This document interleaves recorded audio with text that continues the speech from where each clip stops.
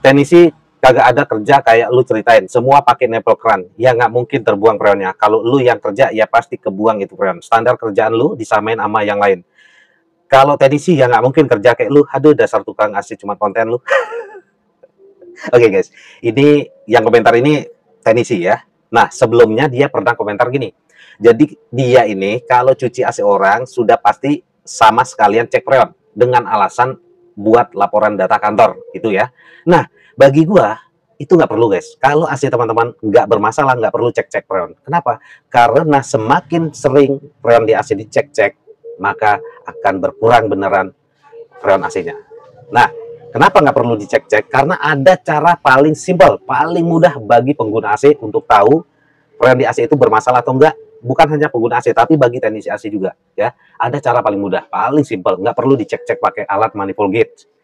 Jadi, kalau alasannya pakai nipple cran ya, alasan teknisi ini dicek pakai nipple cran ini atau charging port ini, nih, itu freon nggak akan kebuang. Oke, kita bahas nanti cara cek freon pakai alat ini. Dan sebelumnya gue mau kasih tahu dulu cara paling simple atau paling mudah bagi pengguna AC untuk tahu freon AC teman-teman bermasalah atau enggak. Begini caranya guys, teman-teman simak ya. Nah langkah pertama kalau teman-teman mau tahu freon di AC teman-teman itu bermasalah atau enggak, hidupin AC-nya. Hidupin AC-nya. Oke.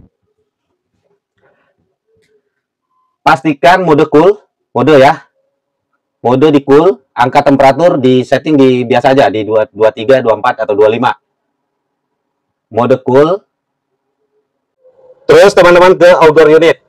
Pastikan kompresor hidup ya, ditandai dengan kipasnya, fan-nya ini hidup, terus getarannya nih hidup ya. Nah, setelah kompresor hidup, ingat ya, setelah kompresor hidup kira-kira 15 menit. Jadi teman-teman tunggu dulu, tunggu kira-kira 15 menit atau 20 menit setelah kompresor hidup, teman-teman ke area sini. Area samping outdoor ini, lihat nih pipa kecilnya.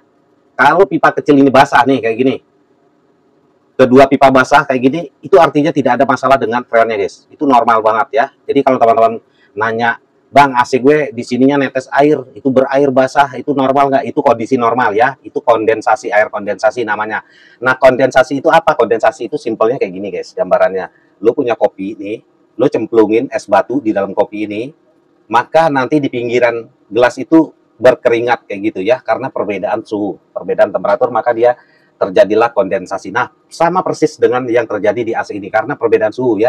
Jadi dia menimbulkan air kondensasi kayak gini. Nah, kalau ada air misalkan, wah tapi airnya di bawah bang, di bawah outdoor unit ini netesnya, nggak masalah. Selama itu air aman ya, jangan khawatir.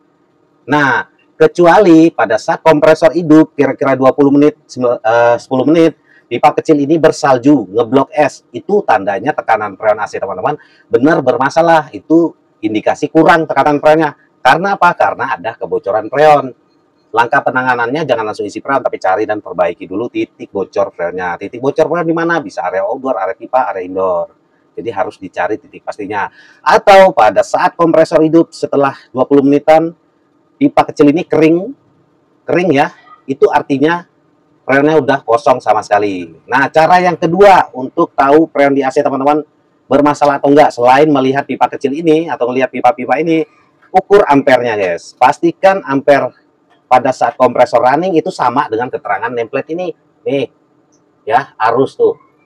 Arus 2, ampere. Cara ukur ampere, selektor di A. Nih, A ya. 2,1. Nah, di sini 2,5. Itu artinya cukup freonnya nggak bermasalah karena ini AC baru hidup ya. Nanti kalau kompresornya udah lama hidup, ampere perlahan akan naik ya. Perlahan akan naik. AC kotor juga ampere juga naik. Gitu. Itu cara paling simpel guys untuk tahu freon di AC. Nah, cara yang ketiga, lihat EPAP-nya. Cara berikutnya atau cara yang lain, nih teman-teman buka, rasain EPAP-nya. Nah, teman-teman pegang EPAP-nya ini. Tuh, kalau dingin semua EPAP ini yang namanya evaporator ya. Nih. Teman-teman pegang nih. Tuh, dingin, dingin rata. Itu artinya freonnya nggak ada masalah. Itu normal guys. Ya. Gitu. Cara berikutnya teman-teman bisa ukur pakai termogan nih. Tembak 20, 19 itu dingin ya, itu normal. Tuh. Ini baru hidup, nanti juga akan turun ya angkanya. Tuh guys, 18 derajat, 17 derajat, 18 derajat, itu artinya normal ya freonnya. Oke, sekarang kita lanjut cara cek freon pakai manifold gauge. Kita pasang dulu manifold gauge-nya. Selang kuning di tengah. Selang merah di sini. Dan selang biru di sini. Mana ini ujungnya? Ini.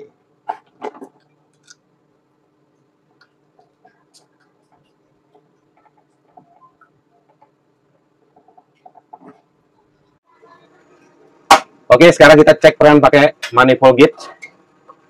Pakai charging port ya. Nih.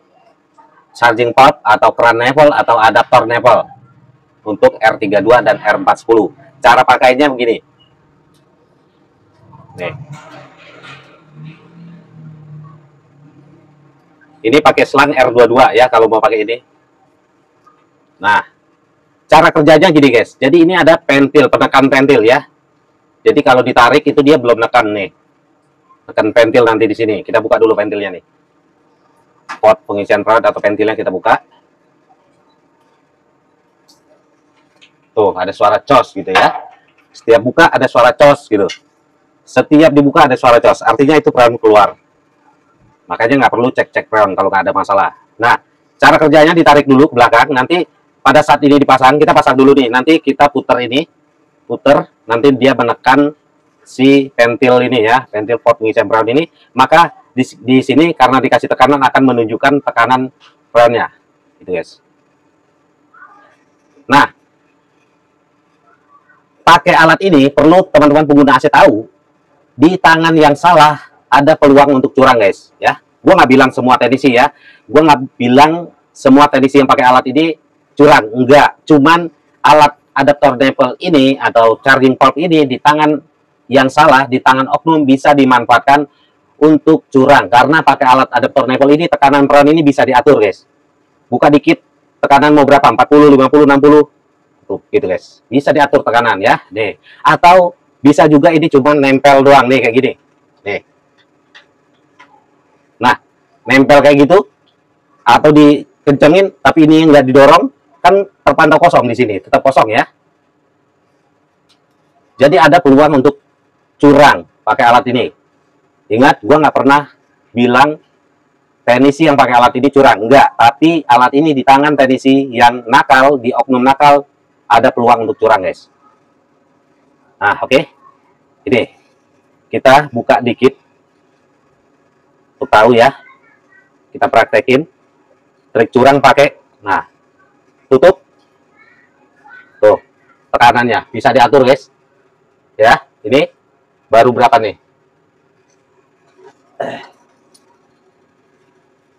100.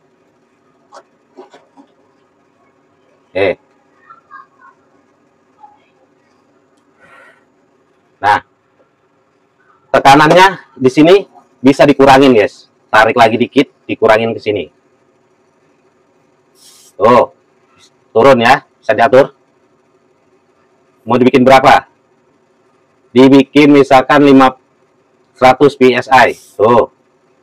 Cepet banget, tinggal main tangan doang, kayak tangan pesulap ya kan. Set, set. Tuh, ya kan? Tekanan cuma 60. Wah, kurang nih Pak, freonnya 60 PSI, 70 PSI. Ya, gitu guys. Padahal cuma main ini doang, guys. Main ini sama ini doang, ya. Tuh. Bisa diatur kan tekanan freonnya? Nah, nanti pada saat isi freon, pura-pura isi freon, selang yang kuning ini disambungin ke tabung freon, pura-pura isi ya kan, tinggal buka lagi ini. Ini nipple ini tinggal dikencangin lagi. Buka lagi. Tuh, naik lagi ya kan? Wah, udah Pak, udah pas tuh tekanannya, udah 150 PSI, 160 PSI. Nah, gitu guys. Itu trik permainan dunia AC. Udahlah. Makanya kalau nggak ada masalah sih teman-teman, nggak usah cek-cek pakai manifold gauge ini. Ini yang namanya alat manifold gauge ya. Selang ini. Nih, manifold gauge. Ada yang satu doang, ada yang dua double kayak gini. Makanya cek-cek freon pakai untuk alasan data kantor itu berak lah sebakul ya. Ibu aja. Orang ada cara yang paling simpel kok untuk tahu freon di AC teman-teman bermasalah atau enggak. Tuh. Oh, tekanan berapa? Bisa diatur. Tuh. Pelan-pelan aja. Set, buang. Tuh, nggak ada suara ya kan? Set, tuh. Bisa diatur. Tuh. Mau kosong sama sekali? Ya tinggal buka, habisin. Tuh, kosong. Ya, kosong, Bu. Kosong, Pak, freonnya. Itu. Mau isi freon ya tinggal cantelin tabung freon, buka ini, tekanan normal lagi, guys. Gitu. Dunia AC ini trik curangnya banyak ya. Makanya untuk teman-teman pengguna AC dan pakai alat ini, peluang untuk curang itu ada, guys. Setiap teman-teman buka ini, buka tutup nipple keran ini, itu ada freon yang terbuang sebagian ya. Walaupun nggak banyak, tapi kalau sering dicek-cek freon, maka berkurang beneran freon AC, teman-teman. Ini bukan ngajarin untuk curang, ya. Ingat, bukan ngajarin untuk teknisi curang. Teknisi itu nggak ada yang ngajarin curang. Kalau udah paham AC, otomatis mereka juga paham cara curang. Tapi ini untuk pengguna AC agar paham, agar tahu, agar bisa terhindar dari trik-trik kayak gini ya. Jadi gitu ya guys. Kalau AC teman-teman nggak ada masalah, tinggal ikutin aja cara simpel tadi untuk tahu freon AC teman-teman bermasalah atau enggak. Dengan cara hidupin AC-nya, cek epatnya, cek pipa kecilnya, terus ukur pakai termogan, itu juga bisa tahu freon di AC teman-teman bermasalah atau enggak. Nggak usah pakai alat manifold gauge ini. Karena kalau pakai alat manifold gauge ini, semakin sering dicek-cek freonnya, maka freon akan berkurang beneran dan peluang besar, peluang untuk dicurangi terbuka lebar. Apalagi di tangan oknum yang salah, alat ini, manifold gauge dan adaptor nipple ini, tekanan freon di AC bisa diatur. Mau tekanan berapa aja dia bisa diatur ya. Alasan laporan data kantor itu berak lah sebakul ya. Gue juga pernah punya CP dan pernah punya anak buah. Anak buah gue dulu gue ajarin kayak gitu sama. Kalau user nggak mau cek freon, bilang aja untuk kepentingan data kantor. Sama. Tujuannya apa? Tujuannya yaitu buat curang. Kalaupun nggak bisa dicurangin saat itu, freonnya bisa peluang untuk dikurangin, dibocorin. Yes. Dan gue nggak pernah bilang kalau teknisi pakai alat ini, itu udah pasti curang. Enggak. Tapi di tangan yang salah, adaptor nipple ini bisa dimanfaatkan oleh oknum untuk curang, guys. Ya. Tekanan freon bisa diatur lewat alat ini. Gitu, guys. Sama. Pakai ini juga bisa diatur, guys, ya. Manifold gauge ini. Gitu, kejam nggak dunia AC? Kejam nggak? Makanya bagi user jangan sampai buta-buta banget. Ini untuk pengguna AC ya. Untuk pengguna AC biar tahu sisi gelap dunia AC, sisi gelap teknisi AC. Itu guys, ya. Untuk para pengguna AC, waspadalah. Masih ada kok ya, trik-trik lain itu masih banyak.